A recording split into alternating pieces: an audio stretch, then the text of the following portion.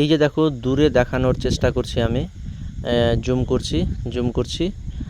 এই যে লাল লাল পতাকা উঠছে, লালের মধ্যে আবার একটা ইয়ে মানে স্টার বা তারা চিহ্ন দেওয়া আছে, তো এটা হলো চায়নার পতাকা। ওখান থেকে চায়না লাইনটা শুরু হলো, জুম আউট করছি আমি। আর এই দিকে যতগুলো আমি গাড়ি দেখতে পাচ্ছি বা সাদা বরফ দেখতে পাচ্ছি, সমস্ত কিছু হলো ইন্ডিয়া। তো আমরা এখন উপস্থিত আছি নাথুলা পাসে, যেটা বইয়ের কথায় বা সিনেমাতে আমরা পড়েছি। সব চারিদিকে একদম বরফ জমে গেছে, সব বরফ জমে গেছে, সব বরফ।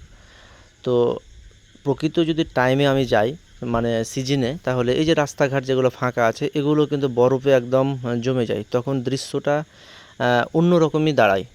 তো এটা আসাদুল মামু সব আপন আপন কাজেই সব কিন্তু ব্যস্ত হয়ে আছে।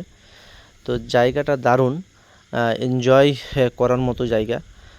আর এই এনজয়টা কিন্তু টাকা দিয়ে কিন্তু কোনো দিনই ক্রয় করতে পারবে না।